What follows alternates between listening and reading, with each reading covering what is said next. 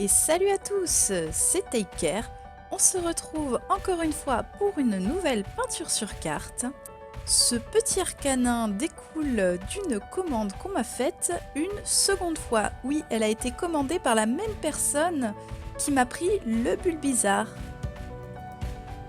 Encore une fois, je remercie énormément les personnes qui me passent toutes ces commandes et surtout qui m'en recommandent car ça veut dire qu'ils ont apprécié la première et vous ne savez pas à quel point c'est génial de savoir que mon travail vous plaît autant.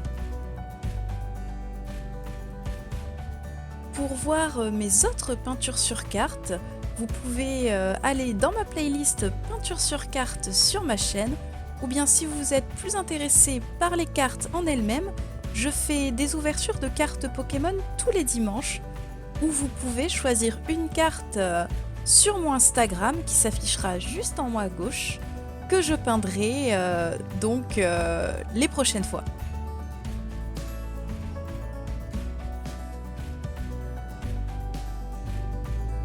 Pour cette carte, j'ai été vraiment très inspirée.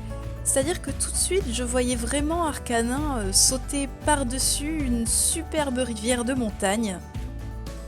Et je voulais vraiment faire cet effet d'eau transparente, c'est-à-dire de fond pas très profond. Mais comme vous allez voir, au final, en cours de route, je vais un petit peu changer de direction, car ça me plaisait pas trop la manière dont je traitais l'eau.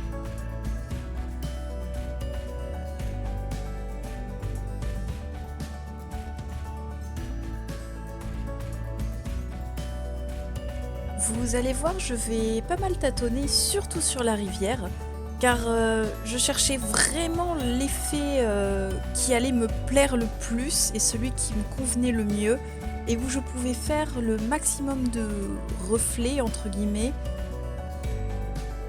Cette carte a été un petit peu pour moi une carte test au niveau du traitement de l'eau.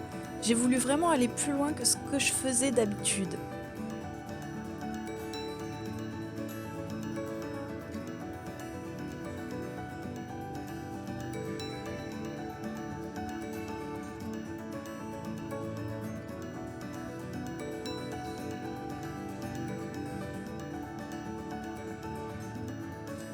J'ai aussi pas mal tâtonné sur les couleurs, donc c'est pour ça que parfois vous me voyez pas trop donner de coups de pinceau, c'est parce que vraiment je teste plusieurs mélanges jusqu'à ce qu'ils me conviennent.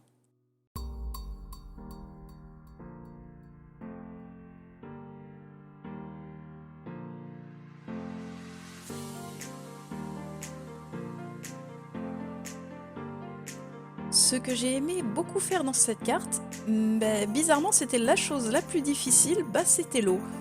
Et oui, je suis bien plus à l'aise quand il s'agit de faire de l'herbe, de la forêt ou des textures bois. Mais l'eau, c'est vraiment quelque chose de très très compliqué à traiter. Il y a de nombreuses façons de la traiter. Et au final, je me suis rendu compte que pour cette carte, je préférais avoir un fond beaucoup plus profond que ce que je voulais proposer. C'est pour ça que finalement, les cailloux au fond de l'eau, je vais les recouvrir et on n'en verra vraiment qu'à la fin. Vous allez voir une ou deux ombres, mais vraiment très peu.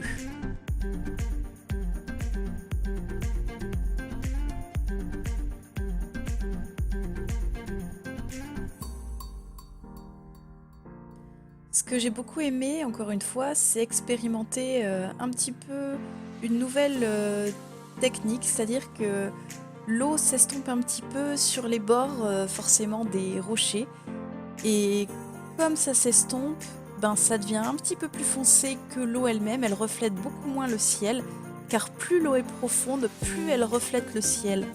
Donc c'est pour ça que l'eau est bleue, c'est simplement car elle reflète son environnement. C'est vraiment pas évident à expliquer tout ça. D'ailleurs, c'est pour ça que je fais ces vidéos de peinture sur carte pour ceux qui aimeraient se lancer dans la peinture, pas forcément la peinture sur carte, hein, mais c'est surtout pour ça que j'ai voulu faire cette chaîne, car je sais que moi, j'apprends vraiment beaucoup en regardant plutôt qu'avec des explications. Et évidemment, en pratiquant, ça va de soi.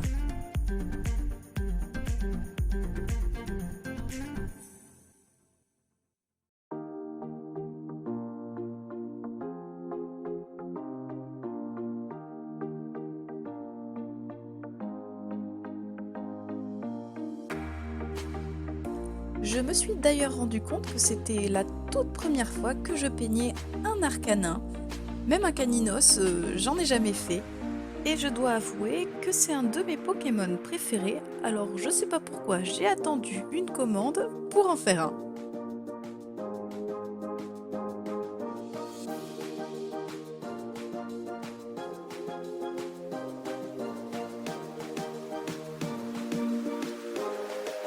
En ce qui concerne la luminosité, au moment où j'ai fait cette carte, bah, faut savoir qu'il faisait extrêmement gris dehors.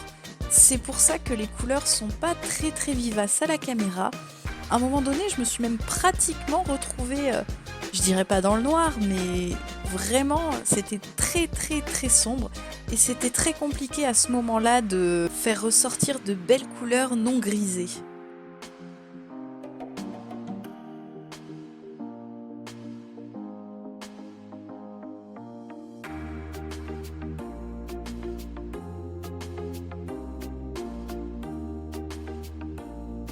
Puisque cette carte est très dynamique, c'est-à-dire que il y a un arcanin qui est quand même en train de sauter un petit peu partout, hein, je voulais que mon pinceau et mon geste le soient également.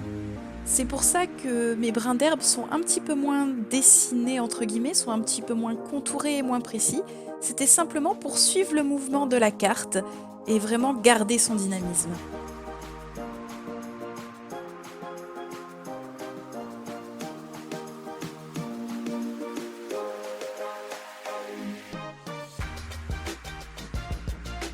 Plus ça avançait et plus je trouvais que les couleurs de l'eau étaient vraiment ternes. C'est pour ça que j'ai encore mis une couche de bleu un peu plus vif et pour qu'il soit également raccordé au bleu du ciel.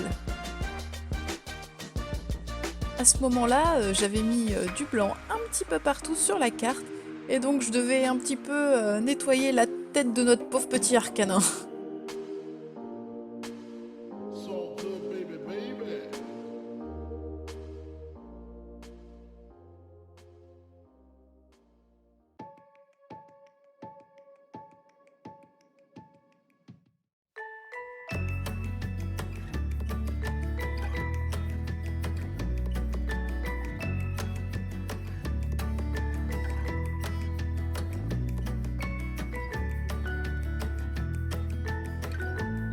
À ce moment-là, je laissais un petit peu sécher l'eau et je me suis dit qu'il manquait un petit peu de contraste au rocher.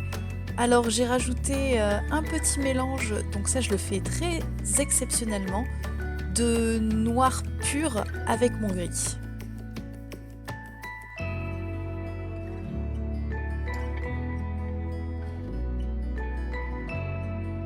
Je rajoute à présent des petites fleurs, encore une fois pour mettre un petit peu plus de dynamisme sur la carte.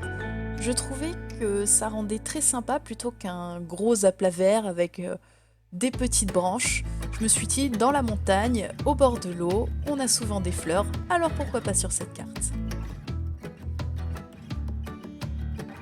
Je m'attelle dès à présent aux derniers petits détails, car comme vous le voyez, c'est la fin de cette peinture sur carte. Encore une fois, j'espère qu'elle vous aura plu. N'oubliez pas de vous abonner à ma chaîne YouTube et également à mon Instagram pour en voir encore plus. Je vous fais de très gros bisous, merci d'avoir regardé, bye bye tout le monde!